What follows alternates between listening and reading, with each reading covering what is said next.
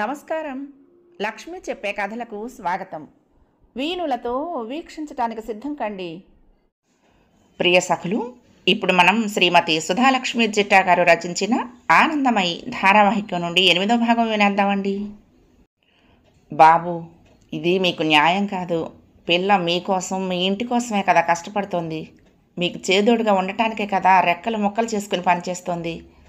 చెయ్యని తప్పుకు శిక్ష వేసి మీరు ఇప్పుడు ఇలా అంటే దాని బతుకేం కావాలి?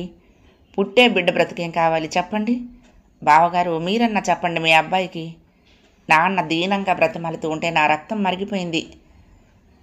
నేనేమిటి చెప్పేది? మీ అమ్మాయి ఒక్కసారి క్షమాపణ అడిగితే నోటి ముచ్చాలు రాలిపోతాయా? ఆడపిల్లకు అంత అహంకారమా? మీ పిల్లకే ఇంతుంటే ఉప్పు కారం తినే కుర్రాడు మగవాడికి ఎంత ఉండాలి? మీరు మీ అమ్మాయికి బుద్ధి చెప్పడం పోయి నన్ను వాడిని ఇలా బతిమాలుకోవడానికి సిగ్గు అనిపించడం లేదు అన్నారు మామగారు. అదంటూ ఒకటి ఉంటే ఇంతసేపు ఇక్కడ నిలబడతాడా ఏంటి? అయినా ఆడపిల్ల సొమ్ము తీసుకొని హాయిగా కూలికే వాళ్లకు సిగ్గు అభిమానం లాంటివి ఉంటాయా? అత్తయ్య రాగం తీసింది. మా పిల్ల నాకు డబ్బు సాయం చేయటమే మీకు సమస్య అయితే నేను అప్పో సొప్పో చేసి మీ రుణం మొత్తం తీర్చేస్తాను. పెళ్లి చేసుకొని కనీసం 2 ఏళ్ళు కూడా కాలేదు. పిల్ల ఇప్పుడు గర్భిణి కూడా. ఇలా అన్యాయంగా మాట్లాడకండి. ఏ పెద్ద మనుషులను అడిగినా చెప్తారు దాని తప్పేమీ లేదని. ఇలా లేనిపోని ఆరోపణలు చేసి దాని బతుకు బుగ్గు చేయకండి. మళ్ళీ బతిమాలరు నాన్న. నా నిర్ణయంలో ఎటువంటి మార్పు లేదు. నేనేం దాన్ని పొమ్మనలేదు. అదే దాని చేత్తో దాని బతుకు పాడు చేసుకుంటోంది. దాన్ని నాకు ఇప్పుడు క్షమాపణ చెప్పి వాళ్ళ చేత చెప్పించమనండి. ఇంట్లో తాను ఉండటానికి నాకేం అభ్యంతరం లేదు నిష్కర్షగా చెప్పేశాడు దినేష్.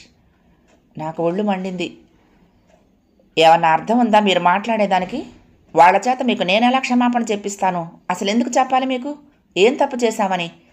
మేము చేసిన సహాయానికి మీరే ఇంకా మాకు థ్యాంక్స్ చెప్పుకోవాలి. ఏం మీరు మీ అప్పులు తీర్చుకోలా?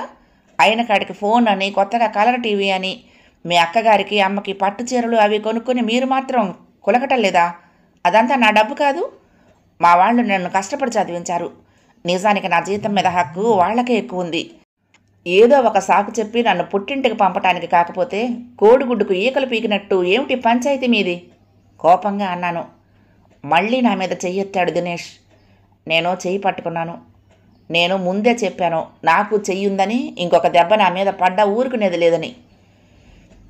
నా కోపం, బాధ, ఉక్రోషం, ఆక్రోశం అన్ని కట్టలు తెగి బయటకొచ్చాయి. ఆశ్చర్యంగా కళ్ళ వెంట ఒక్క చుక్క కూడా నీళ్లు రాలేదు. నా కళ్ళు ఎర్రబడ్డాయి. అతని మీద ఏమాత్రం గౌరవం లేకుండా పోయింది నాకు. నిరసన భావం వచ్చేసింది. నన్ను నా తండ్రి ముందరే కొట్ట చూస్తాడా అని. ఏం చేస్తావే? కొడతావా? కొట్టు చూస్తాను అంటూ మీదకొచ్చి, ఇక్కడ నిన్ను పూడ్చిపెట్టినా అడిగే దిక్కులేదు, జాగ్రత్త. ఏమనుకున్నావు? నా సంగతి పూర్తిగా తెలియదు నీకు అంటూ వీపు మీద పిడిగుద్దులు గుద్దాడు. దాంతో ఆగలా. పిచ్చి కోపం వచ్చింది అతనికి. మూలన కర్రుంటే దాంతో కొట్టడం మొదలుపెట్టాడు. నేను తప్పించుకోవటానికి నాన్న తనను పట్టుకుని నాకు తగిలే దెబ్బలు తప్పించడానికి ప్రయత్నం చేశాము. అటుపక్క అతని తల్లిదండ్రులు కూడా అతన్ని ఆపటానికి ప్రయత్నం చేస్తూ, ఉండరా, నీ కోపం తగలయ్యా, అసలే కడుపుతో ఉంది, తగలకూడని చోట తగిలితే నోట మన్నడిపోతుంది అని అత్తగారు లాబలాబలాడిపోతోంది. ఆవిడకు మనవడి మీద ప్రేమ. కోడలు ఏ ఏట్లోకి కొట్టుకుపోయినా పర్వాలేదు. మా నాన్న అతని కర్ర పుచ్చుకొని, ఆగవయ్యా, ఏం మనిషివు నువ్వు?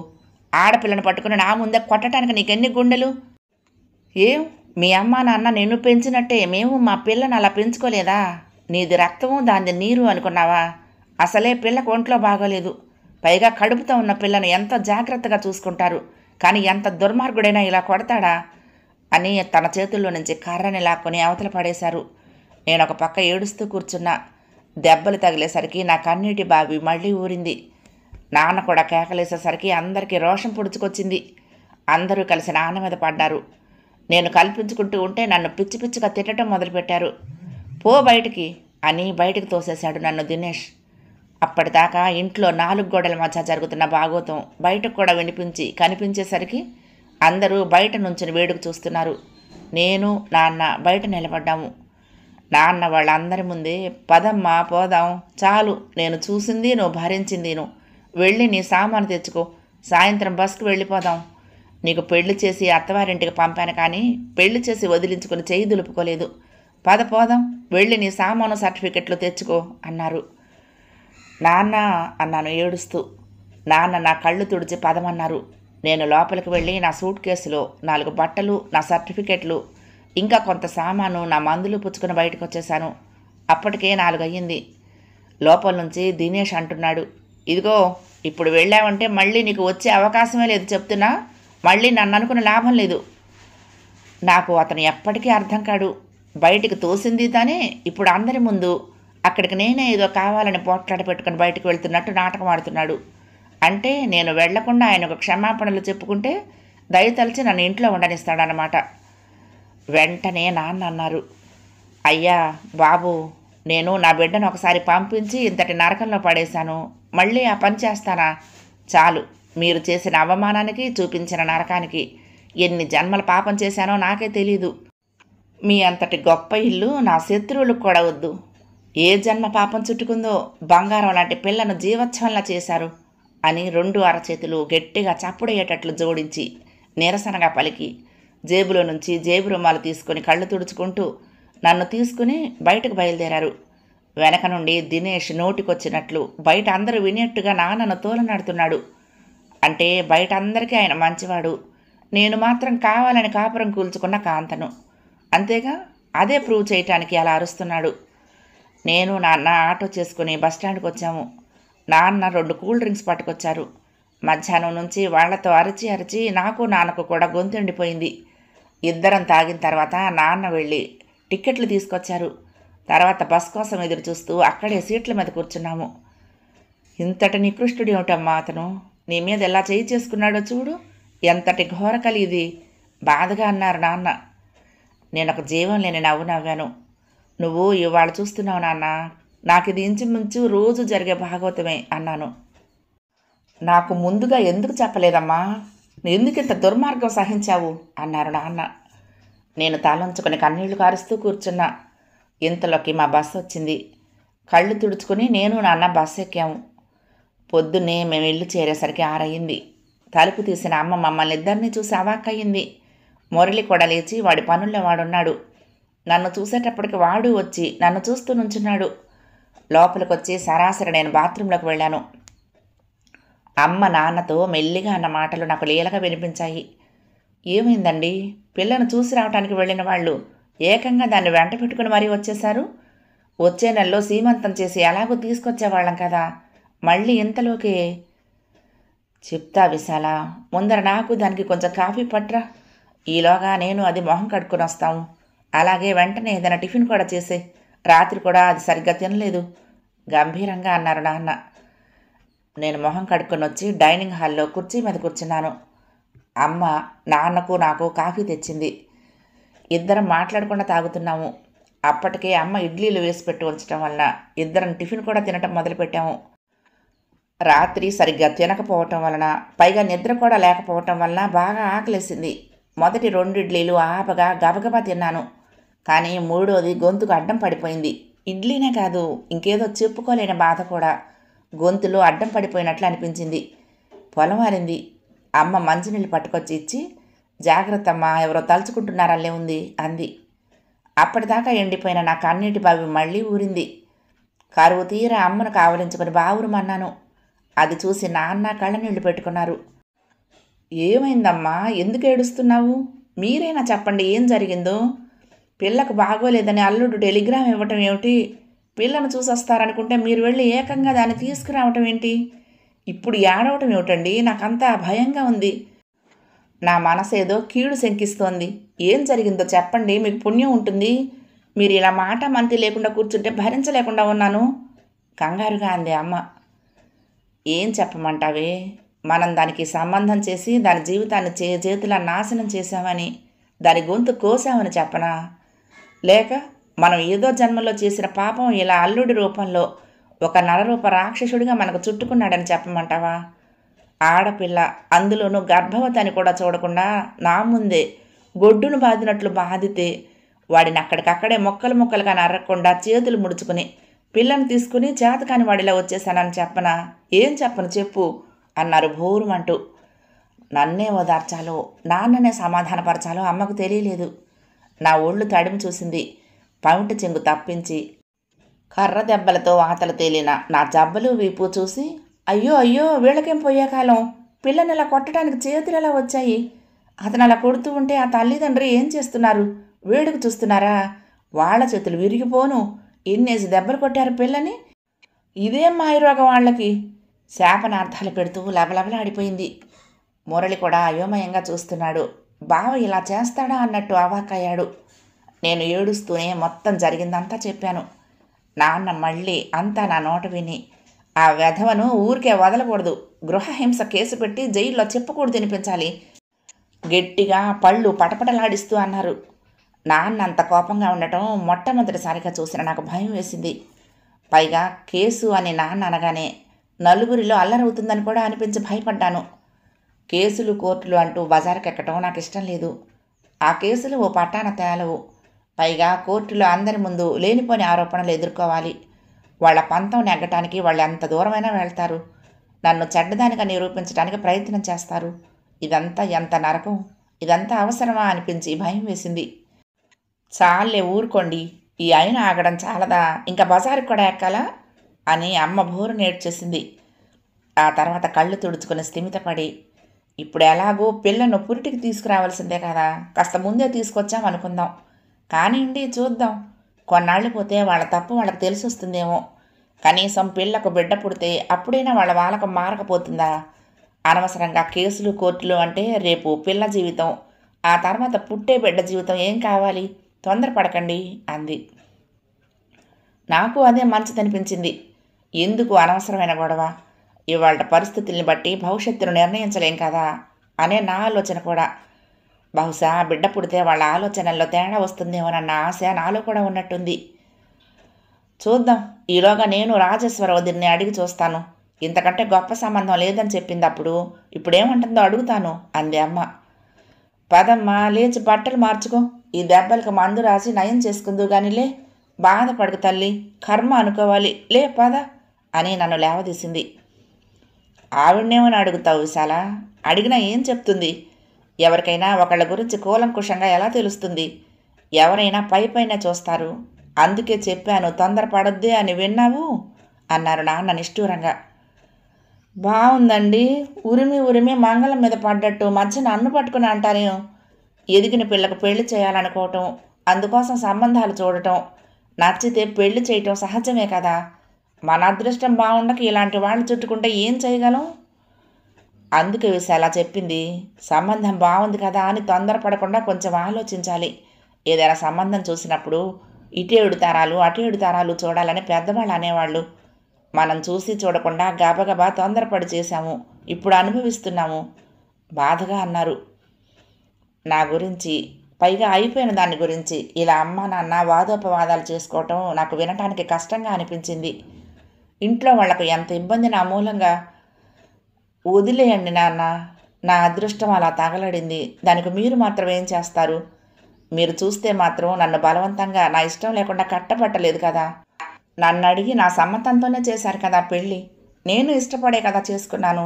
ఏం చేస్తావు నాన్న, నా కర్మ అని చెప్పి వాళ్ళని ఆపాను. ఆ మర్నాడు నేను కాలేజీకి ఫోన్ చేసి ప్రిన్సిపాల్తో మాట్లాడి 1 నెల రోజులు లాస్ ఆఫ్ పే మీద సెలవు తీసుకుంటున్నానని, ఆ తర్వాత మెటర్నిటీ లీవ్ తీసుకుంటున్నానని, దానికి కావలసిన ఫార్మాలిటీస్ ఇంకా పేపర్ వర్క్ పూర్తి చేసి 2 రోజుల్లో పోస్ట్ చేస్తానని చెప్పాను. అదేమిటమ్మా అన్నారు ఆయన ముందు. ఆ తర్వాత ఏమనుకున్నారో ఏమో, సరేనన్నారు. ఆ తర్వాత మరొక రోజు విశ్వనాథం మాస్టర్ ఫోన్ చేశారు. చెప్పా పెట్టకుండా నేను పుట్టింటికి వెళ్ళటం ఏమిటో కనుక్కుందామని చేశారు. నేను జరిగిన విషయాలన్నీ ఫోన్లో ఏకరువు పెట్టదలుచుకోలేదు. ఏదో తోచింది చెప్పి పెట్టేశాను. బహుశా ఆయనకు కూడా నేను అంతకన్నా ఎక్కువ చెప్పదలుచుకోలేదని అర్థమై ఉండాలి. ఎక్కువగా ప్రశ్నించి ఇబ్బంది పెట్టలేదు. ఆ రోజు మొదలుకుని నేను ఒక శోకదేవతలా కూర్చున్నాను. అన్నం సహించేది కాదు, ఎక్కడికి వెళ్ళబుద్ధి అయ్యేది కాదు. ఎవరితోనూ మాట్లాడకుండా ఎప్పుడు జరిగిన దాని గురించే ఆలోచిస్తూ కూర్చునేదాన్ని. ఆ రోజుల్లో నేను ఎప్పుడైనా కాస్త సంతోషంగా గడిపిన క్షణాలు ఉన్నాయి అంటే అది నీతో గడిపిన క్షణాలే అమ్ములు. సాయంత్రాలు నువ్వు స్కూల్ నుండి రాగానే శారదక్క నిన్ను నా దగ్గరకు కాసేపు చదువుకోవటానికని పంపించేది. నువ్వు అక్క మాట విని చదువుకోవటం లేదని, హోంవర్క్ చేయటం లేదని నీ మీద కంప్లైంట్. కానీ నా దగ్గర నువ్వు ఎప్పుడూ పేచీ పట్టలేదు. చక్కగా వచ్చి రాగానే రాయాల్సింది రాసేసి, చదవాల్సింది చదివి, తర్వాత నాతో కబుర్లు చెప్పి కథలు కాలక్షేపాలతో గడిపేదానివి. మురళికి కూడా చదువు చెప్పేదాన్ని. వాడికి అప్పుడప్పుడు నేను వాడి చదువుల్లో జోక్యం చేసుకోవటం ఇబ్బందిగా ఉండేది. ఒక్కోసారి వినేవాడు, ఒక్కోసారి విసుక్కునేవాడు. విసుక్కుంటున్నప్పుడు వాడు పెద్దవాడయ్యాడు కదా అని సర్దుకునేదాన్ని. అమ్మ శారదకు అన్నీ చెప్పుకొని బాధపడేది. సంబంధం తీసుకొచ్చిన మధ్యవర్తిని నానా మాటలు అనేది. రోజులు గడుస్తున్నాయి. నా జీవితంలో మాత్రం ఎటువంటి మార్పు లేదు. దినేష్ దగ్గర నుంచి ఎప్పటికైనా ఒక ఫోన్ వస్తుందని, తను ఏదో కోపంలో ఆవేశంలో తొందరపడి చేసిన పని అని చెప్పి మళ్ళీ వచ్చి నన్ను తీసుకువెళ్తాడని ఎందుకో మనసులో ఏమోలో అప్పుడప్పుడు అనిపిస్తూనే ఉన్నా అది జరిగే ఆశ ఎక్కడా కనిపించడం లేదు. ఆడదానికి పెళ్లి తర్వాత భర్తతో అనుబంధం అంత తొందరగా విడిచిపెట్టలేని, మర్చిపోలేని విషయం.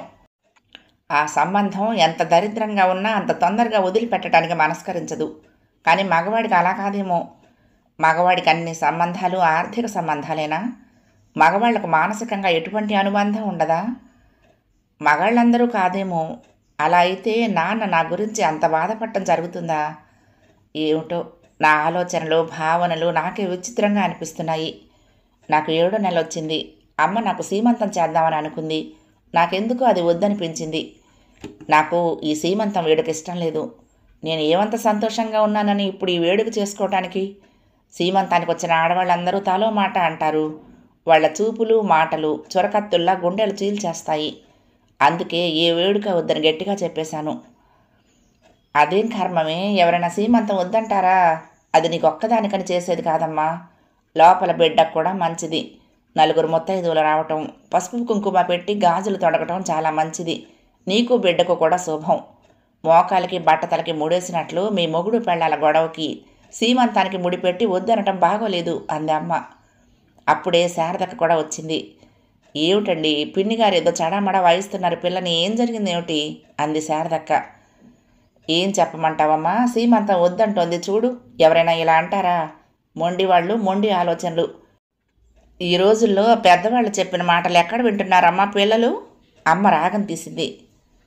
ఏమరునా, శ్రీమంతం ఎందుకు వద్దనటం అడిగింది శారదక్క. ఏం బ్రహ్మాండంగా ఉందని నా జీవితం. ఈ వేడుకలొక్కటే తక్కువ నాకు. వచ్చిన అమ్మలక్కలందరూ తాలో మాట అని చక్కా పోతే కానీ సరిపోదా? ఉన్న దుఃఖం చాలేదని మళ్ళీ అందరి చేత మాటలు పడి ఇంకా బాధ కొని తెచ్చుకోవటం అవసరమా అక్క అన్నాను. ఏమిటమ్మా అరుణ, చదువుకున్న దానివి, ఉద్యోగం చేస్తున్న దానివి, నీ మీద నీకు ఇంత న్యూనతాభావమా? ఇప్పుడు ఏమైందని సీమంతం మానుకోవాలి? అందరూ నువ్వు పురిటికి వచ్చావనే కదా అనుకుంటున్నారు. మీ మొగుడు పెళ్ళాల గొడవ ఎవరికి మాత్రం ఎలా తెలుస్తుంది? అలాంటప్పుడు ఎవరో ఏదో ఎందుకు మాట్లాడతారు అంది శారదక్క. ఏమో అక్క, నాకు మనస్కరించటం లేదు. ఇప్పటికి జరిగిన దానికే నాకు బాధగా ఉంది అన్నాను. ఆవిడ నా దగ్గరకు వచ్చి నా కళ్ళల్లోకి సూటిగా చూస్తూ, పిచ్చి పిల్ల, లేనిపోని బాధ పెట్టుకోకు. జీవితంలో ఇవన్నీ సాధారణంగా జరిగేవే. మగవాడికి అహంకారం ఉండటం సహజమే. పైగా పెళ్ళం తనకంటే ఓ అడుగు ముందుంది అంటే అసూయ పడటం, అణగదొక్కటానికి ప్రయత్నించడం కూడా సహజమే. ఎప్పటి నుండో సమాజంలో అది చూస్తూనే ఉన్నాం కూడా. దానికి నువ్వు ఆది కాదు, అంతము కాదు. కాకపోతే అలాంటి మగవాడు నీ జీవితంలోకి రావటం, అతని సంగతి ముందుగా మీరు అంచనా వేయలేకపోవటం, ఆరా తీసి కనుక్కోలేకపోవటం, తెలియకుండా పెళ్లి చేసుకోవటం నీ దురదృష్టం. కానీ పర్వాలేదు, ఇలాంటి ఎంతోమందిని పెళ్ళి, కుటుంబం, సమాజం అనే వ్యవస్థలు దారిలోకి తీసుకురావటం కూడా మనం గమనిస్తూనే ఉంటాము. పెళ్లికి ముందో తర్వాతో పెద్ద పులిలా ఉండే మగవాళ్ళు కుటుంబము, పిల్లల బాధ్యత నెత్తి మీద పడ్డాక మారటం నా కళ్ళతో నేను చూశాను. మనిషి ఆశాజీవి అరుణ. మనం ఎప్పుడూ మంచి జరుగుతుందనే ఆశించాలి. సీమంతానికి పిలిచినప్పుడు వాళ్ళు వస్తారుగా, మాట్లాడి సెటిల్ చేసుకుంటే సరిపోతుంది. అతనికి నలుగురు కలిసి నచ్చ చెప్తే దారిలోకి వస్తాడేమో చూద్దాం. నువ్వు వచ్చి అప్పుడే 2 నెలలు అవుతుంది కదా. అతని కోపం చల్లారుండొచ్చు. లేకపోతే తనే ఒక మెట్టు దిగి నీకు క్షమాపణ చెప్పడం ఇష్టం లేక నీ అంతటి నువ్వే లేదా మీ వాళ్ళ ద్వారానో మళ్ళీ పలకరించి మాట్లాడి సమస్య సెటిల్ చేస్తారని ఎదురు చూస్తున్నాడేమో, ఎవరికి తెలుసు? అతని యాటిట్యూడ్ మారిందో లేదో తెలుసుకోవటానికి ఇదొక సావకాశం. పైగా వాళ్ళ వంశాంకరం నీ కడుపులో పెరుగుతోంది. అది వదులుకుంటారా ఎవరైనా? తల్లిదండ్రులైనా చెప్పి ఒప్పిస్తారులే అరుణ. ముందు నువ్వు అను, మిగతావి త్వరగా చూద్దాము అంది. నాకు అది ఆమోదయోగ్యంగా, ఆశాజనకంగా ఉందనిపించి సరేనన్నాను. మా అమ్మ శారదక్కకి మనసారా థ్యాంక్స్ చెప్పుకుంది. నా తల్లి, నా నెత్తిన పాలు పోసావనుకుంటానమ్మా. ఎలారా దీనికి నచ్చ చెప్పటం అని దిగులు పడి చస్తున్నానంటే నమ్ము అంది సంతోషంగా. భలేవారే పిన్నిగారు, ఇది కూడా ఉపకారమేనా? అరుణ సహజంగానే బుద్ధిమంతురాలు, చెప్పిన మాట వినే విధేయురాలు కూడా. పరిస్థితుల మూలంగా ఇలా బాధపడుతోంది అంతే. బాధపడకండి, అన్నీ ఆ దేవుడే చక్కబెడతాడు అంది అక్క. అమ్మ 2 చేతులు ఎత్తి దేవుడి ఫోటోకు దండం పెట్టుకుంది. ఆ తర్వాత సీమంతానికి ముహూర్తం పెట్టించింది. నేను సింపుల్గా చేయాలని పట్టుపట్టాను. ఇప్పుడు సమస్యలా మా అత్తగారు వాళ్ళను ఎలా పిలవటం, ఎవరు వెళ్ళి చెప్పటం అని. నాన్నకు వాళ్ళని పిలవటం ఇష్టం లేదు. ఏ రోజైతే నాన్న తన కళ్ళ ముందే నన్ను కొట్టడం చూశారో ఆ రోజే ఆయన సంబంధం తెగిపోయినట్లు నిర్ణయించేశాడు. వాళ్లతో ఇక ఎటువంటి సంబంధం కొనసాగించడం నాన్నకి ఇష్టం లేదు. కానీ అమ్మే ఇంకా నాకు మళ్ళీ ఆశలు పెట్టుకుంది. బహుశా ఆడవాళ్లకు మగవాళ్లకు ఇదే తేడా అనుకుంటా. మగవాళ్ళు తెంపుకున్నంత తేలిగ్గా ఆడవాళ్ళు బంధాలు తెంచుకోలేరు. అమ్మ నాన్నకు నచ్చచెప్పడానికి ప్రయత్నం చేస్తోంది. ఇది ఇలా ఉండగా ఓ రోజు నాకు పూర్ణ మేడం ఫోన్ చేసింది. ఏమ్మా అరుణ, ఎలా ఉన్నావు? నువ్వు వెళ్ళిన దగ్గర నుండి నీకు ఫోన్ చేద్దామని అనుకుంటూనే ఉన్నాను. ఏది టైం దొరికి ఆడవటం లేదు. పిల్లలకి పరీక్షలు దగ్గర పడుతున్నాయి. సిలబస్ కవర్ కాక అదనంగా క్లాసులు తీసుకొని కవర్ చేయాల్సి వస్తుంది. ఇవాళ ఎలాగైనా నీతో మాట్లాడాలనుకుని మర్చిపోకుండా రాసి పెట్టుకుని మరీ ఇప్పుడు ఫోన్ చేశా అన్నదావిడ. నమస్తే మేడం, బాగున్నారా మీరు? నేను బాగున్నాను అన్నాను. ఎన్నో నెలమ్మా ఇప్పుడు? డ్యూ డేట్ ఇచ్చారా? 7వ నెల మేడం, ఫిబ్రవరి 1వ వారంలో ఇచ్చారు. జాగ్రత్త అమ్మా. అది సరే, మీ ఆయన ఎలా ఉన్నాడు? ఇప్పుడు అతని ప్రవర్తన బాగానే ఉందా? అకాడమీ ఎలా ఉంది? ఎలా మేనేజ్ చేస్తున్నారు అంది. నాకు ఆశ్చర్యం కలిగింది. అదేమిటి ఈవిడ ఎలా అంటోంది? అంటే వాళ్ళు అక్కడ పనిచేయటం లేదా? అదేమిటి మేడం, మీరు అక్కడ పనిచేయటం లేదా అన్నాను ఆశ్చర్యంగా. లేదమ్మా, మేము అప్పుడే మానేశాము. ముందర అరిచి గొడవ చేశాడు. మా ఇద్దరికి ఆ నెలకు ఇవ్వాల్సిన జీతం కూడా ఇవ్వలేదు. తర్వాత ఏమనుకున్నాడో ఏమో ఊరుకున్నాడు. మేము జీతం పోతే పోయిందని అంతటితో ఊరుకున్నాము. మా ట్యూషన్స్ కావలసిన వాళ్లకు మా ఇంటి దగ్గర చెప్తామని ముందే అనౌన్స్ చేసినందువలన వచ్చిన వాళ్ళు మాకు మళ్ళీ నెల జీతాలు కట్టొచ్చారు. మళ్ళీ డబ్బులు పెట్టలేని వాళ్ళు రాలేదు. ఒకళ్ళిద్దరు పేద విద్యార్థులు వచ్చి బ్రతిమలాడితే కాదనలేకపోయాము. వాళ్ళకి ఫ్రీగానే చెప్తున్నాము. ఆ తర్వాత ఆ అకాడమీ జోలికి మేము పోలేదు. మొన్ననే విశ్వనాథం మాస్టారు సేకరించిన భోగట్టా ప్రకారం అకాడమీ నడుస్తోందిట. ఎవరో కొత్త లెక్చరర్లు చేరారట. అయినా ఇవన్నీ నీకు తెలియకపోవటం ఏమిటి? పుట్టింట్లో ఉన్నంత మాత్రాన నీకు ఫోన్ కూడా చెయ్యడా మహానుభావుడు? అనుమానం వ్యక్తం చేశారు ఆవిడ. ఏం చెప్పాలో నాకు అర్థం కాలేదు. జరిగిందంతా చెప్పడానికి ఇబ్బందిగా ఉన్నా తల్లిలా ఆదరించిన ఆవిడ దగ్గర ఇంకా దాచదలుచుకోలేదు. మొత్తం అంతా పూసగుచ్చినట్లు చెప్పాను. గాయం తగిలిన వెంటనే బాధగా ఉంటుంది, ఏడుపు వస్తుంది. అదే కొన్ని రోజులు పోతే దెబ్బ తగిలిన తరుణంలో పొందిన బాధ వంటి బాధ ఉండదు. కొద్దిగానైనా ఆ బాధ తగ్గుతుంది. అలాగే మొదట్లో ఎవ్వరితో ఈ ఉదంతం గురించి మాట్లాడినా చెప్పలేని బాధ, ఏడుపు వచ్చేది. ఇప్పుడు ఆశ్చర్యంగా ఒక్క కన్నీటి చుక్క కూడా కళ్ళ నుండి బయటికి రాలేదు. ఆవిడ అంతా విని, ఎంతటి దౌర్భాగ్యుడమ్మా అతను, చేసుకున్న పెళ్ళాం మీద, అందున తన బిడ్డకు తల్లయ్య గర్భవతి మీద చేయి చేసుకుంటాడా? ఇలాంటి వాళ్లను దేవుడు ఎప్పటికీ మన్నించడు. పోనీలే, అతని పీడ నీకు వదిలిందనుకో, హాయిగా బిడ్డను కనిపించుకో. నీకేమమ్మా, సరస్వతీదేవి వరపుత్రికవు. నువ్వు చెట్టు కింద కూర్చొని చెప్పినా పిల్లలు చదువుకోవటానికి వస్తారు నీ దగ్గరికి. కాకపోతే కష్టపడి వృద్ధిలోకి తీసుకొచ్చిన అకాడమీ అతని పాలయ్యింది. పోన్లే, అతన్ని కట్టుకుని నువ్వు చేసిన తప్పుకు అది జరిమానా అనుకుని వదిలే. నువ్వు తలుచుకోవాలే కానీ దానికి అమ్మమ్మ గుడి లాంటి అకాడమీ మళ్ళీ పెట్టగలవు. ఇబ్బంది పడకు. ముందు నీ ఆరోగ్యం, బిడ్డ ఆరోగ్యం చూసుకో. బిడ్డ పుట్టాక సంగతి ఆలోచిద్దాం అందావిడ. కాసేపు నాతో ఓదార్పు మాటలు మాట్లాడింది. ఆ తర్వాత కొంచెంసేపు కాలేజీ విషయాలు మాట్లాడి ఫోన్ పెట్టేసింది. ఆవిడ ఫోన్ పెట్టేశాక నా మనసులో లేదు. ఎంతో కష్టపడి సంపాదించిన నిధిని ఎవరో గద్దలా తన్నుకుపోయిన భావం. విద్యార్థులకు మార్గదర్శకంగా ఉండాలని, దిశానిర్దేశకంగా ఉండాలని ఎంతో ఇష్టంగా కరదీపిక అని పేరు పెట్టుకున్నాను. ఆదాయం మాట ఎట్లా ఉన్నా మంచి సంస్థగా ఎదగాలని, సమకాలీన సంస్థల్లో ప్రథమంగా నిలిచేట్టు రూపుదిద్దాలని ఎన్నో కలలు కన్నాను. అంతా ఒక కరిగిపోయిన కలలా అయిపోయింది. నిజంగా ఇప్పుడు జరిగిందంతా ఒక కల అయితే ఎంత బావుణ్ణో. దినేష్ ఇప్పట్లా కాక పెళ్ళైన మొదట్లో ఉన్నట్టుంటే ఎంత బావుణ్ణో అనిపించింది. ఎంత బాగున్నాయో ఆ రోజులు, మేము ఊటీ వెళ్ళిన రోజులు అని కాసేపు అనిపించింది. మళ్ళీ అంతలోకే అప్పుడంటే కొత్త మోజులో తెలియదు కానీ అన్నింటికీ నేను డబ్బు ఖర్చు పెడితే చక్కగా ఎంజాయ్ చేసేవాడు. ఒక్కసారి కూడా మచ్చకు మల్లెపూలు కూడా తెచ్చిన పాపాన పోలేదు తాను అనుకున్నాను. ఆలోచిస్తూ ఉంటే అన్నీ ప్రతికూలంగానే కనపడుతోంది. బహుశా ఒక వ్యక్తిపై మనకిష్టం ఉంటే అతనిలోని ఏ అంశం కూడా మనకు చెడుగా అనిపించదు కాబోలు. అదే ఆ ఇష్టం లేకపోతే అంతా చెడే.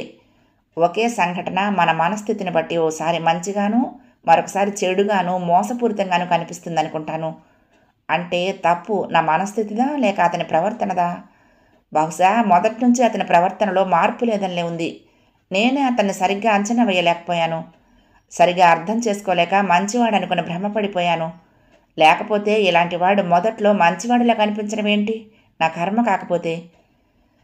ఆ రోజుల్లో ఎక్కువ శాతం నాకు ఇలాంటి ద్వంద్వ వైఖరితోనూ పరస్పర వైరుధ్యమైన ఆలోచనలతోనూ సమయం గడిచిపోతూ ఉండేది. ఎంతసేపు ఒక్కదాన్నే కూర్చుని జరిగిన సంఘటనలు నెమరు వేసుకుంటూ ఎక్కడ తప్పు జరిగిందా అని ఆలోచిస్తూ ఉండేదాన్ని. అమ్మ, శారదక్క కూడా చాలాసార్లు మందలించేవాళ్ళు. ఇలా అయితే డిప్రెషన్లోకి నెట్టపడతావు, జాగ్రత్త, అది లోపల బిడ్డకు కూడా మంచిది కాదు అని కేకలేసేది శారదక్క. ఓ రోజు ఇలాగే మధ్యాహ్నం భోజనం చేసి కూర్చొని ఆలోచిస్తూ ఉండగా గేటు తీసుకుని ఎవరో లోపలికి రావటం గది కిటికీలో నుండి గమనించాను. ఆవిడ రాజేశ్వరి అత్తయ్య. అమ్మకు వరుసకు వదినవుతుంది, దూరపు బంధువు. ఈ సంబంధం కుదిర్చింది ఆవిడే. ఆమె గురించే అమ్మ అప్పుడప్పుడు తిట్టుకుంటూ ఉంటుంది. ఇప్పుడు ఎందుకు వచ్చినట్లు ఆవిడ? ఏకంగా ఇలా ఇంటికే వచ్చేస్తే అమ్మ చూస్తే గొడవ వేసుకోదు? నేను గదిలోనే ఉన్నాను, బయటకు వెళ్ళలేదు. అనవసరంగా నేను ఎదురుపడి ఆవిడ చేత మాట పడటం ఎందుకు అని. అదృష్టవశాత్తు నాన్న, మురళి కూడా ఇంట్లో లేరు. వాళ్ళింకా ఇంటికి రాలేదు. ఆశ్చర్యంగా గదిలోకి గట్టి కేకలేమీ వినపట్టం లేదు నాకు. వాళ్ళేం మాట్లాడుకుంటున్నారో వినపట్టం లేదు. వెళ్ళి వినాలన్న కోరిక లేదు. ఒకవేళ అమ్మే వచ్చి ఆవిడని కలవమంటుందేమోనన్న భయం వేసి కళ్ళు మూసుకుని పడుకొని నిద్రపోతున్నట్లు నటించాను. కాసేపు అయ్యాక అమ్మ, అత్త నా గదికి వచ్చినట్లు అలికిడైంది. నేను కళ్ళు తెరవలేదు. పాడుకుందల్లే ఉందోదిన. రాత్రిళ్ళు సరిగ్గా నిద్రపోదు, సరిగ్గా తిండి తినదు. ఏం చేయాలో తెలియటం లేదు. ఆయన దీని పరిస్థితి చూసి కుమిలిపోతున్నారంటే నమ్ము.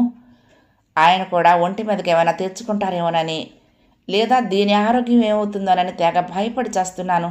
ఏమిటో రాత అంటూ మళ్ళీ గది తలుపు దగ్గరకు లాగి వెళ్ళిపోయింది. నేను కళ్ళు తెరిచి వాళ్ళను చూడలేదు, చూడదలుచుకోలేదు.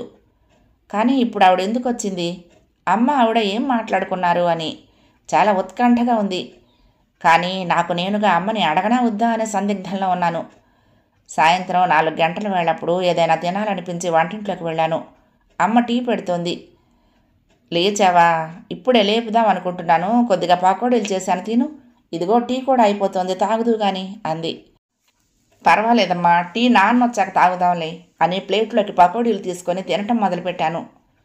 నాన్న వచ్చేసరికి ఆలస్యం అవుతుంది. ఇవాళ సూర్యం బాబాయ్ గారి ఇంటికి వెళ్ళొస్తానన్నారు, మనం తాగేద్దాం అందమ్మ. సూర్యం గారు నాన్నతో పాటే పనిచేసే లెక్చరర్. అప్పుడప్పుడు ఇది వరకు నాన్నకు చేబదుళ్ళు ఇచ్చేవాడు. అంటే నాన్నకు మళ్ళీ డబ్బు అవసరం పడిందన్నమాట. పరిస్థితి అర్థమైంది. నాకు జీతం రావటం లేదు. పైగా నా మందులు, డాక్టర్ చెకప్లు, ఇంకా నా కోసం విడిగా బలవర్ధకమైన తిండి. అది చాలక నా సీమంతం ఒకటి అనుకున్నారు కదా. ఇవన్నీ నాన్న ఒక్కడి జీతం వల్ల అయ్యే పని కాదు. కానీ ప్రస్తుతం నేను చూస్తూ ఊరుకోవటం తప్ప ఏమీ చేయలేని పరిస్థితి. ఇంతలో అమ్మ టీ కప్పు నా చేతికి అందించి, ఇవాళ రాజేశ్వరి వదిన వచ్చిందే అంది. ఎవరన్నట్లు చూశాను. అదేనే, శంకరం మామయ్య పెళ్ళాం. నీ పెళ్లి కుదిర్చిందే ఆవిడ. ఆహా, ఎందుకుట? నేనే పిలిచాను. మీ నాన్నేమో ససేమిరా వాళ్ళతో మాట్లాడనని భీష్మించి కూర్చున్నారు. ఏదో ఓసారి గొడవ జరిగిందని తెగ తెంపులు చేసుకుంటావా? ఇవాళ ఒకలా ఉన్నవాళ్ళు రేపు ఇంకోలా ఉండొచ్చు. మనుషులు మారరా? నీకు రేపొద్దున పిల్లో పిల్లాడో పుడితే వాళ్ళు చూడొద్దా వచ్చి? ఇలా చిన్న చిన్న విషయాలకు తెగ తెంపులు దాకా వెళ్తే రేపు పుట్టిన బిడ్డగాతే కాను. అసలు వాళ్ళు ఏమనుకుంటున్నారో కూడా తెలుసుకోకపోతే ఎలా? అందుకే ఆవిడని పిలిచాను. కాస్త అక్కడ వాళ్ళ మనస్థితి, పరిస్థితి ఎలా ఉందో, వాళ్ళు మీ జీవితాల గురించి ఏమనుకుంటున్నారో తెలుసుకోమని. ఆవిడ సరేనంది. ఎలాగూ వాళ్ళ వైపు ఒకళ్ళ పెళ్లికి హైదరాబాద్ వెళ్ళాలట ఆవిడ. అలాగే వెళ్ళి నీ విషయం కూడా వాకప్ చేసుకొస్తానని చెప్పింది అంది. అంటే నా తరపున రాయబారం పంపించావా అమ్మా? నేను తప్పు చేసినట్లు ఒప్పుకోవటమేగా. నువ్వు కూడా నేను తప్పు చేశానని అనుకుంటున్నావా? గంభీరంగా అన్నాను. చూడమ్మా అరుణ, ప్రతిదానికి ఇలా ఆలోచించటం మంచిది కాదు. అన్నీ నలుపు తెలుపు కింద మాట్లాడుకోకూడదు. ఏదైనా మధ్య మార్గం ఆలోచించాలి. నువ్వేం చిన్నపిల్లవు కాదు, అన్నీ తెలిసిన దానివి. నీ ఆత్మాభిమానం, మర్యాద, వ్యక్తిత్వం గురించి నువ్వు బాధపడుతున్నావు. నీ జీవితం గురించి, నీతో పాటు పుట్టబోయే బిడ్డ, మీ నాన్న, ఆయన ఆరోగ్యం, మన కుటుంబం అన్నిటి గురించి నేను ఆలోచిస్తున్నాను. నువ్వే చెప్పు, వీటిల్లో నేను దేనికి ప్రాముఖ్యతనివ్వాలి? అట్లా అని నిన్ను మృగాల చేతికి బలిద్దామని కాదు. కానీ ఈ విషయాలు ఒక కొలిక్కి రావాలి కదా. అసలు అతనికి నీతో కాపురం చేయటం ఇష్టమా కాదా? ఒకవేళ ఇష్టమే అయితే మరి ఇలా నీ మీద అహంకరించకుండా జాగ్రత్తగా చూసుకుంటాడా లేదా? లేదు, ఇష్టం లేకపోతే చట్ట ప్రకారం విడాకులు తీసుకుంటాడా? అసలు ఏమనుకుంటున్నాడు అన్న విషయాలు తేలాలి కదా. ఎన్నాళ్ళు ఇలా గాలిలో దీపం పెట్టినట్లు ఎదురు చూస్తూ కూర్చుంటాము? ఆ విషయం అటో ఇటో తేల్చుకోవటానికి ఆవిడ్ని పిలిచి విషయం కనుక్కోమని చెప్పాను అంది. నేను సరేనని ఊరుకున్నాను. ఆ విషయాలు తేలినప్పుడు తేల్తాయి. నేను దేనికైనా సిద్ధమే. ఈసారి కనుక నేను అక్కడికి వెళ్లాల్సి వస్తే నా షరతుల మీదనే వెళ్దాం అనుకున్నాను. కానీ ప్రస్తుతం నాన్న సంగతి నాకు బెంగగా ఉంది. ఆయన ఆర్థిక పరిస్థితి ఏమీ బాగున్నట్టు లేదు. దానికి నేనే విధంగా సాయం చేయగలనా అనే ఆలోచన మొదలుపెట్టాను. 8వ భాగం సమాప్తం. ప్రియ సఖులు, ఈ కథ మీకు నచ్చితే తప్పకుండా లైక్ చేయండి, షేర్ చేయండి, కామెంట్ చేయండి, సబ్స్క్రైబ్ చేసుకుని నన్ను ఎంకరేజ్ చేయండి. ఉంటానండి. ప్రేమతో లక్ష్మి, కృష్ణాతీరం, దుర్గమ్మ సన్నిధానం. నమస్తే.